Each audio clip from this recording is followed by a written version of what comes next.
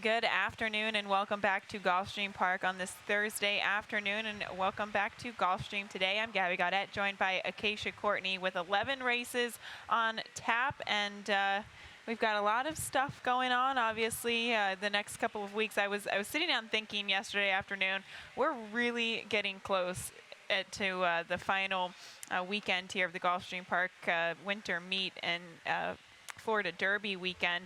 It's pretty close. It's coming up. It is. It's under a month. Of course, the first weekend of April will be the Florida Derby, and we'll see, hopefully, many of those horses going on to the Kentucky Derby. Did see Nyquist win Florida Derby and Kentucky Derby last year, but kind of reflecting back on this year's championship meet, it's just been jam-packed from start to finish, but I think it's definitely been a fun one. It really has. Talking about fun, well, we're going to have a fun day tomorrow. The king of fun. The king of fun, a man who loves to say fun. We will take a look here, though, at Beat the Expert tomorrow afternoon. Of course, this contest happens each and every Friday afternoon. Last week, I was up. This week, Ron is up. Very intimidating stance he has there. And he's up. You can go to Gulfstream or Facebook/Gulfstream Park and use that hashtag #BeatTheExpert for your chance to win one of those cool polos and your chance to say that you beat the expert. Of course, you have to get your selections in before first post tomorrow afternoon. And that first post is 12:35 p.m. We have 11 races on tap tomorrow, and the last couple weeks did go pretty well for us, so no pressure, Ron. Hopefully you can keep that streak going. Yes, you did a great job 2 weeks ago. I had, I think, 4 winners last Friday, so I think we went through a little bit of a lull, but now we're starting to heat up more and more. Now we get to today's program, and we have our featured wagers this afternoon. Of course, starting things off in the opener with race 1. That 50-cent early pick 5. Acacia will have a ticket for that. Now, we do have a carryover in the Super High 5, but that does not start until race 4 with some of the scratches in the first half of the card. So race 4 starts at rolling Super High 5, 37-36 in that carryover. Moving along to race 6, that 20-cent Rainbow 6 does kick off, continuing to grow. We had 2 singles, I think, in yesterday's finale, and surprised that they actually didn't take it down. Some really nice priced horses winning, but we have a nice carryover today, $292,000 in that.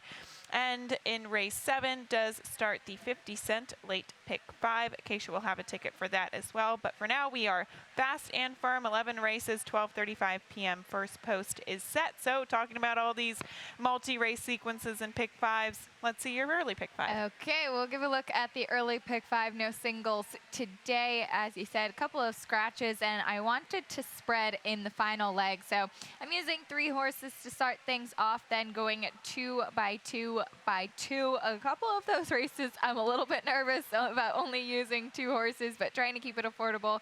And then 4 in the finale. You'll probably have a heavy favorite, the morning line favorite in Arcachor, but trying to beat that horse with a couple other potential prices, $48. Okay, nice affordable ticket, and no surprise here. The 2 Flashy Val is opening up our early money right now at 3 to 5 with a key scratch of the 1 Well Blessed, who was 4 to 5 on the morning line and looked to be the horse to beat, but we do have to kind of re-handicap and go back to the drawing board in this race. But wanted to go back and show you a video spotlight replay of both Flashy Val and Perfect State coming out of the same race, and I actually thought this was a great performance from Perfect State. First and foremost, this horse was 30 to 1, showed speed out of the gate, made the lead, just couldn't sustain that speed to finish. And then we saw Flashy Val, unfortunately, made the first move into that pace setter, that pace scenario that was kind of falling apart in front of her, and really setting up nicely with a more patient move in Midnight Tail. You can see who was closing from off of the pace towards the outside. But overall, I thought it was a good performance from these 2. And with the key scratch, I really think you have to pay attention to both these horses. I think you do too. And if you remember, I used 3 horses to start the pick 5 off for just that reason. Now, of course, you do have to have a couple of questions about Perfect State because she's not really the most tested on this surface and distance. Actually had 1 race only at the 5 furlongs on the turf, and that was last time out, where she really showed so much more improved speed. She did also have apprentice Carlos Hernandez in the saddle, who she will have aboard again today. So I do respect her off of that. Expect Flashy Val to be forwardly placed, and I like her as well. And a horse that Flashy Val is pretty familiar with as well is the 7 Southern and Sassy. And if there is some more speed up front, we have seen a little bit more versatility for this one. Of course, she is 0 for 16, so it's hard to like her off of that, but she will be, just think, behind the pace. And still trying to get that elusive victory here on the Gulfstream Park turf course, 0 for 8 on this turf too, but I do think the cutback in distance is a much better move for her. And as I said, with the scratch of the 1, it does become really anybody's game with the exception of the horse that's taking money right now. Now we get to the second race on the card, 12,500 non-winners of 2 lifetime, 6 furlongs onto the main track, and we have the 5 Proud Enough, who is 8 to 5 on the morning line off of the layoff last time out. I thought actually ran a pretty decent race. I was a little bit suspect considering the horse was dropping to the 12.5 level off of that layoff, but I thought it was a race that could definitely build upon. You and I, however, go to connections who are just red hot right now. And that's kind of what it was, just kind of going into some stats and then what promised to be kind of a short price on Proud Enough off of that layoff. Now, second off the layoff in mid-level claiming on the dirt, the barn for Ralph Nix is just 2 for 19 and a negative ROI, but did find a positive stat, surprise, surprise, on Dale Romans in the past 5 years with maiden winners last time out. Just looking at Gulfstream and kind of narrowing it down, he's 9 for 31 and then nearly half of the time in the money, a 292 ROI. So what we have seen from this barn, particularly at this track, is that once these horses do break their maiden, they're able to continue that and stay in form. This horse was bet down to 40 cents to the dollar last time, and he certainly did produce, winning by 6. And I like that stat because it really does zero in on how Dale's horses have been performing here at Gulfstream. But even if you're interested in kind of a really vague stat with maiden winners last out on the dirt, still 22% positive ROI, $2.97, and that's with 105 horses. So it's just a very strong angle for the barn, and that's where I landed. This horse was a runaway winner last time out. Facing winners today, I like the fact they don't really step them up in class. They're being, I think, doing the right thing with the horse and facing this level of competition.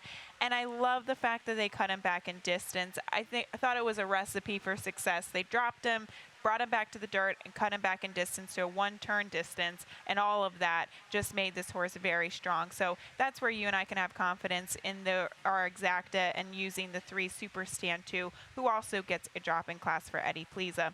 We'll get to the third race, though, an open $16,000 event, 7 furlongs on the main track, and we do have another favorite in the 1, Dancing in the Heat, 9 to 5 on the morning line. First off, the claim for Angel Medina, but is claimed off of Safi Joseph Jr., who always does an excellent job kind of with his mid-level claimers on the dirt.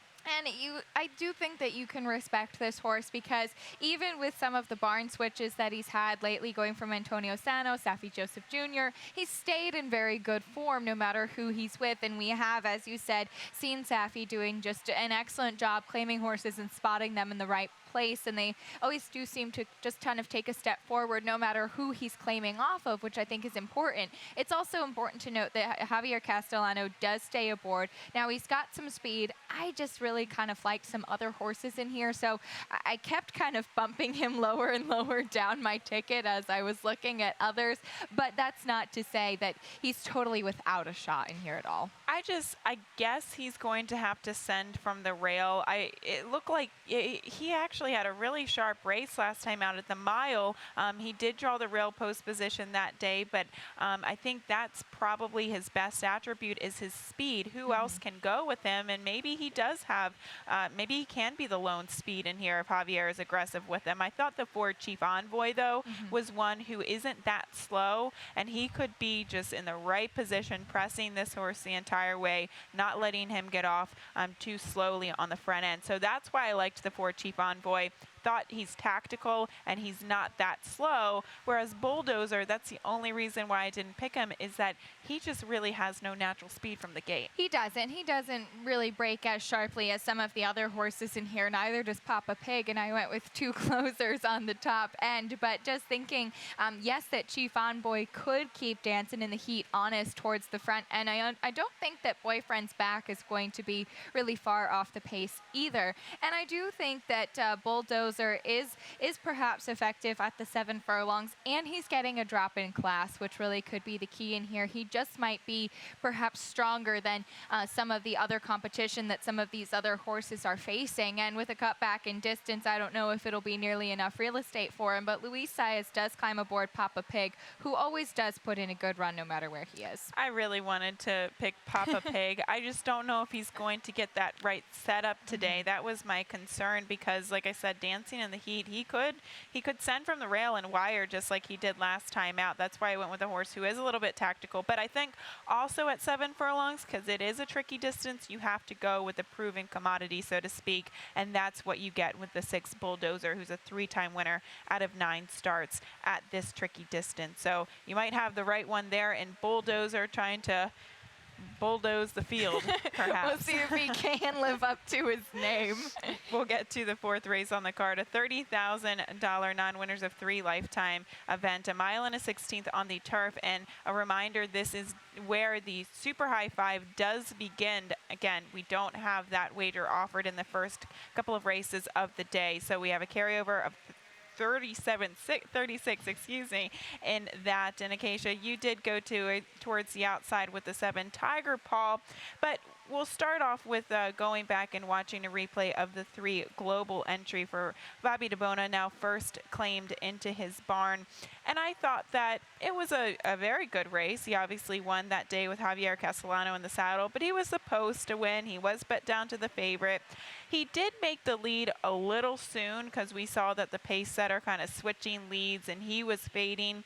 And I thought he dug in well to kind of hold off the late challenge by Cavity here. I thought he did too. I thought that it was a pretty solid performance from him. And I certainly do respect him. He's been very consistent. My biggest issue with him is that you have to go a very far way back to find the last time that he made it to the winner's circle. He is just 2 for 28 on form. He's got quite a bit of speed, which I like as well. And I think he's coming off 2 very strong performances. Unfortunately, though, they were finishing in the money and not wins. And I think we have a stat here for trainer Bobby DeBona over the past 5 years, first after the claim with winners last out.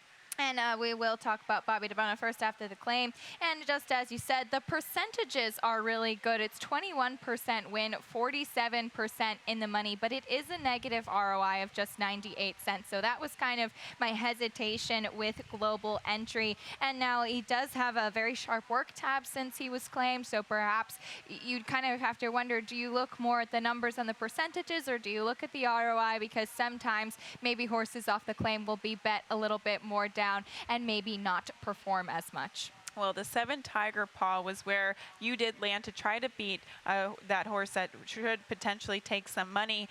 He was claimed into the Mike Maker barn a few starts ago and sits atop a win last time out, just not on the turf. It was on the synthetic, but look, I'm not getting entirely creative. It's a drop in class. It's Mike Maker and Jose Ortiz for the Ramseys, and maybe it is a little bit of the for sale sign out, but sometimes these horses just taking one of those bigger drops in class just have some of the back class really to carry them through. Now I'm really grasping for straws here and really digging, and I've posed a lot of excuses for the 2 Majev here, but I'm gonna hang on one last time.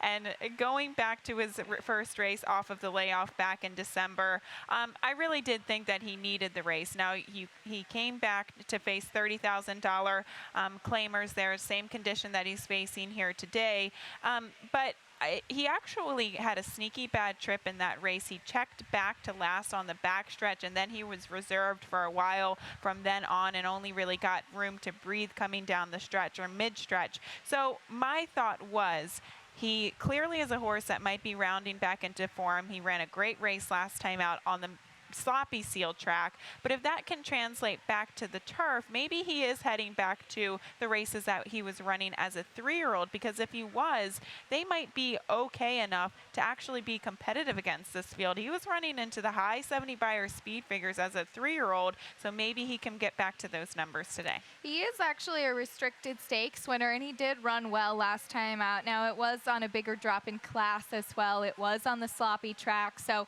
maybe you just found that angle where he ran a sneaky bad race a couple starts back, and maybe he is rounding into form, but he really will have to step it up from what he's been doing recently. He surely will have to do that. As we get to the 5th race on the card, we're going the mile for this very nice allowance race. We've got the one Arcature towards the inside, trained by Chad Brown, now getting this horse off of Simon Callahan. Javier Castellano in the saddle, and I would imagine this horse will get some play at the windows given the connections. It certainly will, and we do see Chad Brown acquiring horses, even coming off of a layoff and doing very well with them. And I do think that this mile is a good distance for this horse. He tried Grade 2 company going 9 furlongs last time out at Del Mar, so he's shipping from the West Coast as well. But a lot of changes in here, and he is a stakes winner as well at the mile. That was back in May of 2016. So yes, there's a lot of things to like. He will get play because of the connections, but I do think he might be a bit of a vulnerable favorite.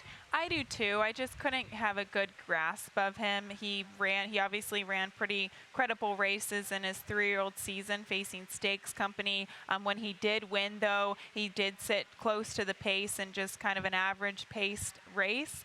Going the mile on the turf, this is a good post position given this distance. So I don't have really any real strong knocks, but he's going to be a short price, and I like other horses coming out of different races that might have had trouble trips in their most recent start. So I wanted to go back and show you the 3 Unbridled Outlaw, and Azar was also in this race too. We'll start from the top here when they're leaving the gate, and pay attention. So the number 9 is Azar and the number 12 Unbridled Outlaw. I think these two horses had troubled trips in their own ways. Unbridled Outlaw, of course, you can see on the way outside, and unfortunately he can't save any ground going into the first turn. You see Azar actually getting really rank and blowing the turn going into the first turn too, and taking others out with him.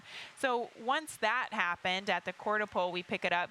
He's at the back of the field, Azar, kind of mid-pack, and it looks like he's got a lot of run that he just doesn't kind of get the opportunity to showcase coming down the stretch. And then Unbridled Outlaw, after pretty much a wide throughout trip, I thought he was very game in between horses here. We can see the 6 coming over, making it kind of an intimidating situation and deep stretch. So I think it depends on how you do your trip handicapping and what opinions you have, but both horses come out with troubled trips. I totally agree with you, and I think that Unbridled Outlaw, and that was also his first race on the turf as well, and I kind of wonder if he's just going to get the lead today with a more inside post and really never look back. We've seen a little bit of speed, but it's inconsistent speed from the 5 Soluble.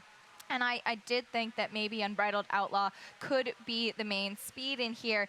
Now, he tried the turf last time. It was a pretty good performance. Siding Spring, the winner, did have just an easy lead ahead of the rest of the field. So given all of the trouble that those other horses had, I thought it was a very good performance from Unbridled Outlaw, who, of course, is kin to now Gotham winner J Boy's Echo in here. But you're talking about Azar coming out of that race. This is just me kind of acting on a gut feeling that I had last time out. I remember being out on the turf and just liking the way that this horse looked off of the layoff. It was about a 7-month layoff. He did get a little bit warm before going into the gate, and then we saw his last performance. But we'll show a trainer stat on Todd Pletcher in the past 5 years. Second off the layoff on the turf in allowance races. He's 20% win, 43% in the money, and a 245 ROI. So I'm going to give him a little bit more attention today. He was running in graded stakes on the turf prior to the break.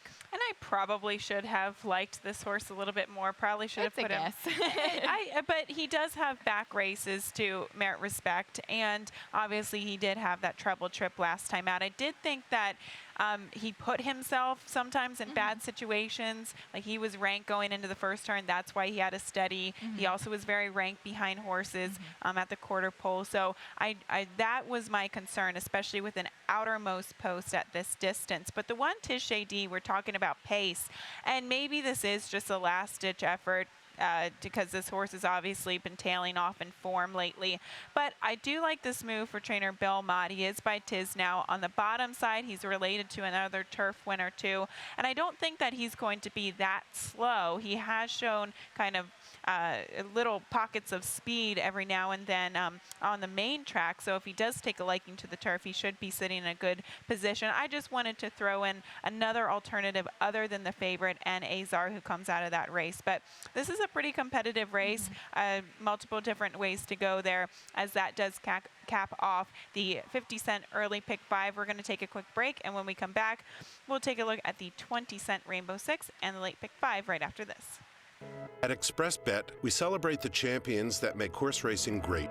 That's why we provide more ways to bet from more places than ever. We've built an entire family of brands to give players more of the rewards they deserve. Give bettors the information they need to win and provide a community for horse bettors. Because the best way to support the champions of horse racing is to champion horse racing. ExpressBet, we are racing.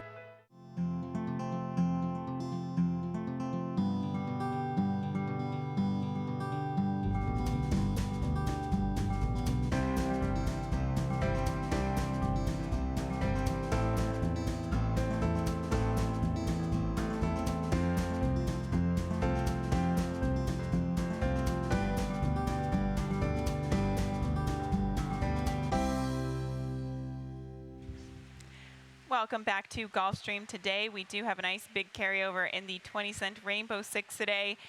Yep, $292,000, and I have a single. My single didn't did it pan? No, it did not pan out yesterday. No, it didn't, because I had the same one, and that didn't work out. I singled the horse last time, and then he won at 12-1 yesterday. That's always a really good feeling. We'll get to my pick 6 ticket here, though, today, and it is a little bit on the pricier side. I really thought you wanted to have coverage in this first race, which is a $62.50 non-winners of 3.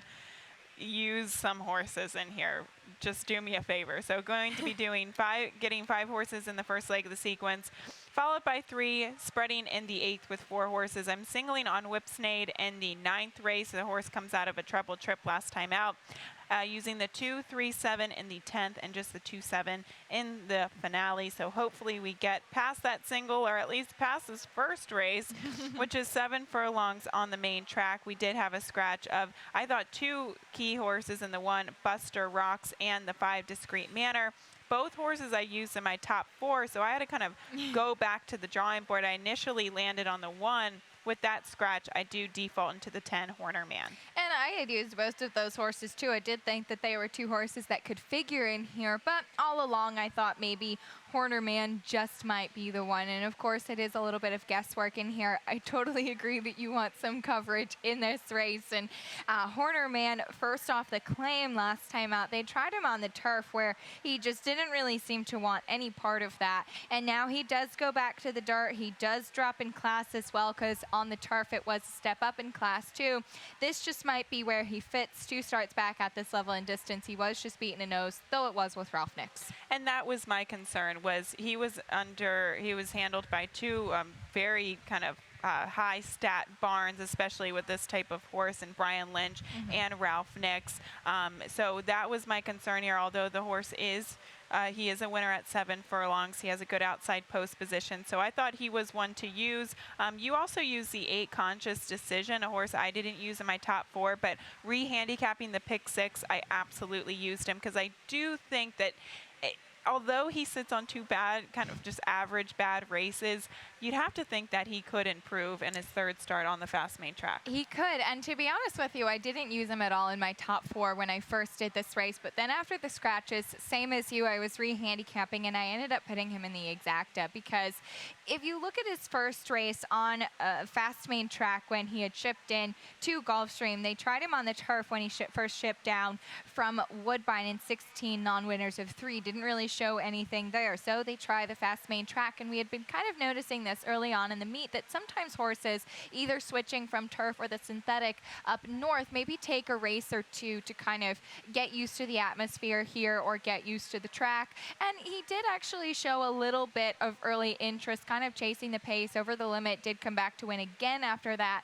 And then last time out, he found a sloppy track. So I'll give him one more shot today. Emisale Jaramillo going to be in the saddle. And a lot of this race is just a puzzle. So maybe at a bit of a price, he might improve today. I think it all depends on who's been doing well, who gets a good trip, and who has the class to prevail there. So I would definitely use some priced horses in there, use the favorite in Horner Man 2, have some coverage in the first leg of the Rainbow Six as we get to the 7th race to kick off the final pick 5 of the day. 6 furlongs on the main track. Irakasia, how did you see the sequence? Well, I like the horse that you singled. I didn't end up singling. I believe that I used 2 horses in that race, but we'll show you my ticket in here. And using 3 horses to start things off, I actually think this is a pretty tough starter optional, claiming some nicely matched horses in here to kick off the pick 5. Then using 3 by 2 by 3 and then just 2 in the finale. It'll be $54 for me today.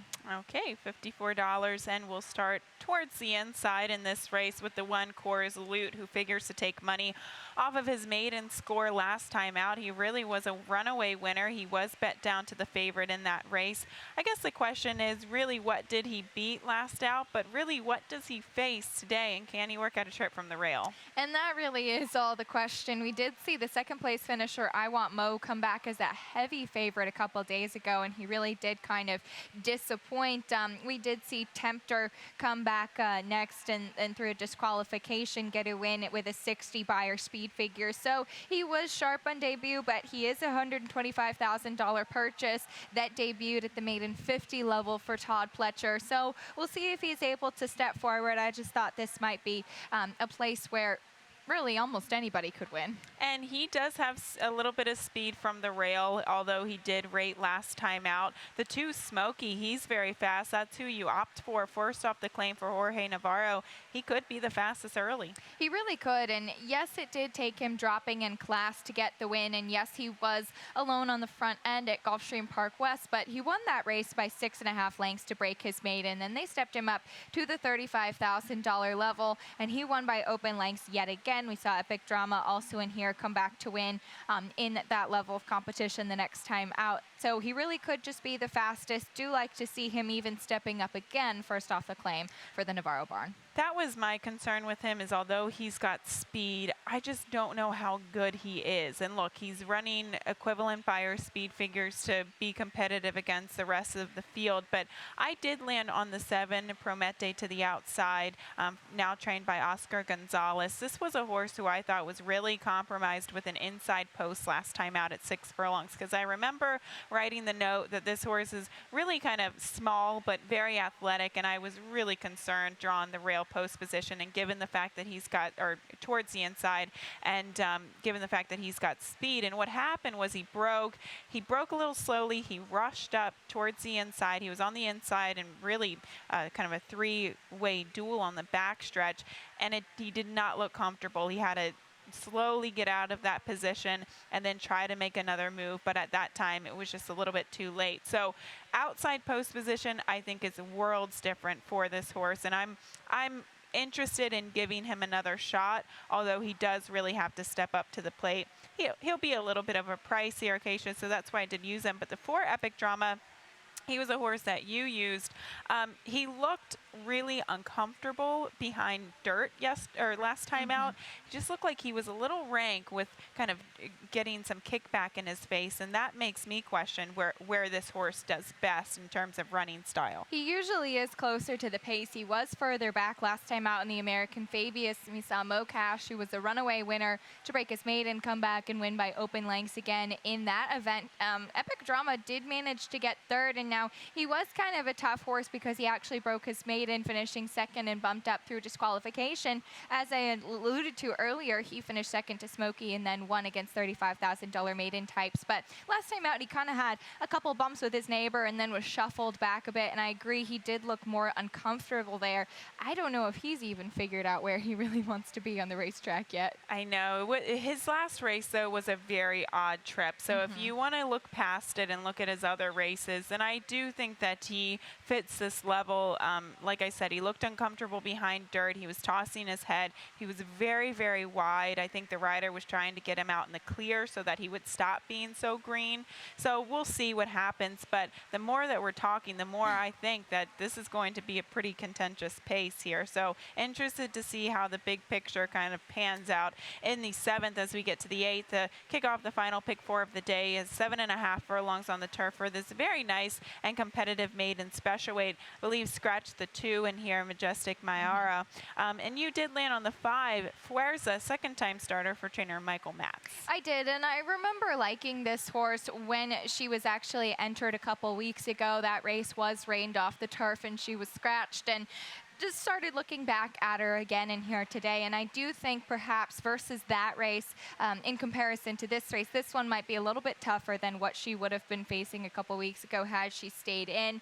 But we do see the barn maybe take a little bit more of a patient approach with their maidens, and I thought that this one actually ran a pretty good race first time out. So she should be able to take a step forward. She's been working well since, and I just kind of, to be honest, went to her a little bit by default, not really having complete faith in some of the other horses that did promise to take money in here. She ran a good time. She could definitely improve second start. As you said, Michael Matz does take a little bit of a more patient approach with his maiden, so you would think that she can improve upon that performance. But also, there were other horses that improved out of that race, including the 4th place finisher in there. She went on to win a maiden special weight at Tampa most recently, getting a 72 by her speed figure for that. So she actually finished behind this filly. So if you can maybe think that she's going to probably run a low 70 by her speed figure in that range, then she could definitely win. The 7 Veil, though, we have a stat for trainer Shug McGahee,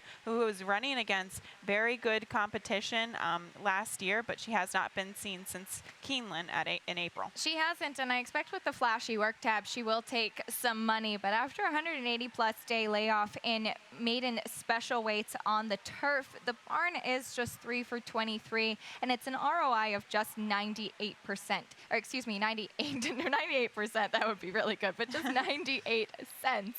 61% of the time in the money. I mentioned the flashy work tab. You alluded to the tough competition she was keeping at Keeneland and even at Gulfstream. Last time out behind Sweet Tapper, who's graded stakes placed, and then we saw the second place finisher, Queen Caroline, win her maiden next time out, and then a couple of stakes as well. So good competition. There's certainly some upside to her, just proceeding with a bit of caution, especially if she's a short price. And the one show reel was another one that I did have some interest in. I really respect what Brendan Walsh does. He's a really, really good trainer, and his horses have been running very well, although maybe not necessarily winning, just running very well at big prices. And show reel, she intrigues me because she does get a good inside post position. One thing that I've always said, though, at 7.5 in the mile on the turf here with kind of North American debuters, it can be tricky because they don't always leave the gate or leave it very well. So after that, we've seen some horses sometimes get ranked behind horses. So it is a little bit of guesswork with how this filly will perform in her North American debut, but I like the work tab. I like the competition that she faced abroad, and I also like the fact that in some of her races in England, especially first time out at Goodwood, that was actually a good field, and she was second in a 15-horse field, so you always like to see that type of thing. And I don't really think that I do think this is a very good field, but it's actually a manageable field given kind of the competition that she was facing in Europe. I totally agree with you. She does get Lasix for her North American debut. And it is important to note just kind of what you were just talking about. She was actually off slow out of the gate in her first race at Goodwood, but she did run on and be beaten just by a neck in that 15-horse field. If she doesn't break sharply today in her debut here for trainer Brendan Walsh, she will have to work out a trip from the inside, but she could be one to close. I don't know if there's an abundance of speed in here, but there is perhaps a little bit of early runners, especially in Mercurial Mist and Fashionably Wild, who I don't know if they're able to maintain that kind of speed. So really could set up for somebody to come running from behind. Nice little maiden special weight there in the midst of the pick 5, pick 4, and the pick 6 as we get to the 9th race for the final pick 3. We go to the mile on the turf where this restricted Florida bred allowance optional claimer. And Keisha, you did go to the 4 Starship Sassy here, but we did want to go back and show you a video spotlight replay of several horses that come out of the same race last time out here. And we will go back to as you can see, the number 10, Rontos Lily, who does also come back into here. She's actually dropping in class from this performance. Last time out, she faced Stakes Company. We can see her kind of on the outside and pretty rank, losing ground going into the first turn. But as we pick it up at the quarter pole, kind of wanted to show you the 1 Whipsnade towards the inside and also the 11 Starship Sassy. Both of these fillies were actually reserved pretty much the majority of the race. We can see Whipsnade there kind of in between horses and jockey trying to find some room, just not being able to do so. We can see she's almost on the verge of clipping heels and checking. She gets pulled back to almost last there. And then we also see the 11 closing from off of the pace. She, however, found a small little seam to sneak through. And I don't know how she found that seam, but she was able to sneak through.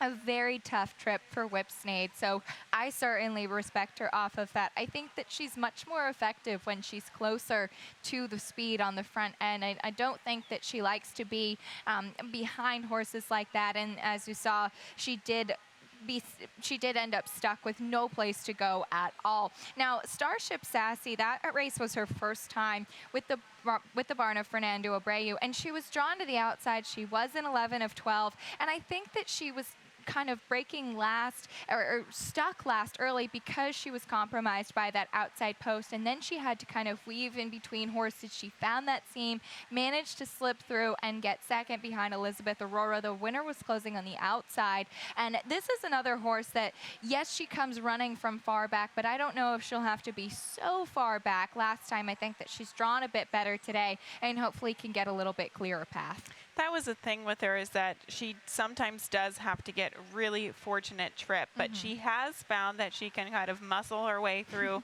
horses and create her own luck sometimes, as we saw from her last performance. So I think you can respect her off of that. And I'm curious to see how the pace scenario develops in here, because Storming Charlotte from the rail, she definitely has speed. Whipsnade, as you said, she can be forwardly placed. Rontos Lily used to have a lot of speed too when she isn't so rank all the time. So there are several horses that could be forwardly placed. The 7, Great Euphrates, was a scratch. She figured to be one of the speed types in there too. So Starship Sassy, she could get the right setup in here. I just thought Whipsnade, although she's fast, she doesn't necessarily need the lead. She can be a little bit tactical. So kind of a little bit all over the map, but we did also use the 9, Starship Jubilee to the outside, who does come out of a race where we saw Debbie's Tude. She really got everything going her way kind of towards the front end with Debbie's Tude. And we know that Debbie's Tude is a horse that's going to be on the front end. I don't think there was any beating her that day. Now she is first off the claim for Tino Attard. Just looking at some stats, the barn first off the claim on the turf is just 1 for 11 in the win column, 5 for 11 in the money. Perhaps turf not always the biggest move for this barn, but does have Jose Lascano in the saddle. And I do think there's some upside. Even with barn changes, this horse has been in good form. We'll get to the 10th race. 6 furlongs on the main track for this allowance optional claimer. And there's a lot going on here. And even though it's a 7-horse field, I thought you could have confidence in several different horses in the field. Lady Constance being one of them, Calling Me Home being another one, even Diamond Earring to the outside, who is 2-1 on the morning line. I thought a good post versus last time. She looked like her hand was really forced from the rail. And that's why I did end up landing on her today, or one of the big reasons. I like her much better drawn outside versus drawn to the inside. She also does get some class relief, though, as you said, even with this small field, there's a lot happening. And here, of course, Michael Ritbo, son of trainer Kathy Ritbo, back in the saddle now aboard this horse, and probably will be forwardly placed from the outside. So she does have her questions, but she really can be powerful, and she can finish up well. She does need to get in a good position early, though, and hopefully be able to maintain that speed. She's got class, that's for sure, and she has been capable of really strong performances. So I agree. I think she's got speed from the outside. She can let the pace scenario develop inside of her and either press or maybe even go to the lead by herself. But the 3, Maya's Queen Niti, was one that I really wanted to pick in here. Last time out, she did come off of a layoff since August at Saratoga, and she did get to the main track for the first time, and overall a very good race in that it was pretty productive. We saw the winner come back next out to win an allowance optional claimer, 71 by her speed figure. We also saw Toasted come back to win a maiden special weight, and I believe there was another winner who did drop kind of in the bottom half of the field. So 3 horses went on to win their next starts, and I thought that was a pretty handy race considering the layoff last out. It was a good performance from her, especially coming off the layoff and her first time on the main track. Now, she is a 5-year-old mare just with 4 starts, and she is a maiden facing horses that have won before. So she really does have her work cut out for her, but she ran very well last time, and she certainly could be respected in this spot. As you said, there's a lot going on, and you don't know if some of these horses are actually going to show up, and if that's the case, she really just might be coming out of the strongest race. She very well could be, and the 2, Calling Me Home, was a horse I wanted to throw in just because I thought she ran a good race against Mia Tori 2 starts back, and then she followed that up with a victory at this against State Bred Company. But she is kind of stepping up in class, so to speak, as other horses have been facing Open Allowance Company. But a good race 2 starts back, as we saw Mia Tori come back to win the Sunshine Millions to Staff. So like I said, I did have a little bit of a tough time with that race. So let's just hope we can get through it. I actually used 3 horses there in the Rainbow Six. We'll get to the 11th and final 16,000 non-winners of 2, 5 furlongs onto the turf here.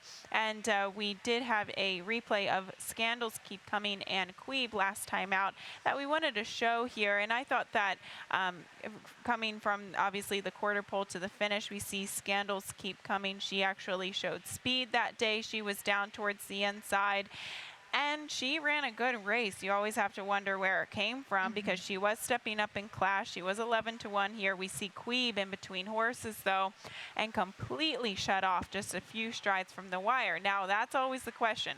Was she still going to win without the trouble, and how will she run here today? But you never want something like that to happen deep stretch. Absolutely not. And I respect Queeb in here. I did end up using her second. I wasn't going to put her on top because I do think that she'll end up being bet by that trouble trip. But I agree with you. I think that she might have been stopping anyway, because even after she was shut off, we really just didn't see any follow through at all. No sort of re-rally. And then Scandals Keep Coming. Honestly, her previous turf races were nothing spectacular, and then she did end up showing a lot more speed last time, first off the claim and with that step up in class. So kind of proceeding with a little bit of caution in both of those horses, though maybe they will both take some money in here. You end up on Swapple, who's I looked at for such a long time, but turning back to 1 turn today.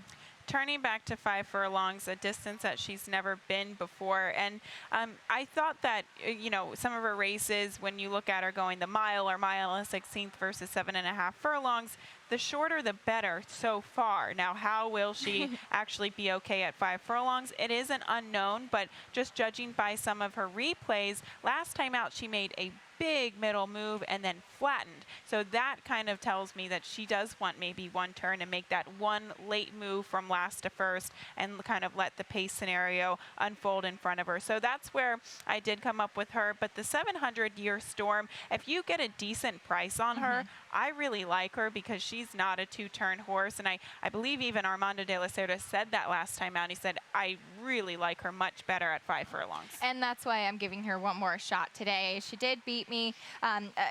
She was the beaten favorite a couple starts back, so I'll give her one more try. Quickly want to mention to the outside the number 10 Midnight Tail will show a stat on trainer Joe Sharp with maiden winners last time out in turf sprints. He's just 2 for 15, but it is a positive ROI and some pretty good percentages there. This horse is unbeaten in her only turf start. All right, well, that's races 1 through 11. Hopefully we have a good day. Reminder, Beat the Expert happens tomorrow afternoon. And another reminder, we have a big carryover in that 20-cent Rainbow Six, over $292,000, starts in the 6th today. We're going to step aside, and Pete Aiello will be up next with those scratches and changes. Good luck. We have to take care of these horses that, give us so much joy. Being accredited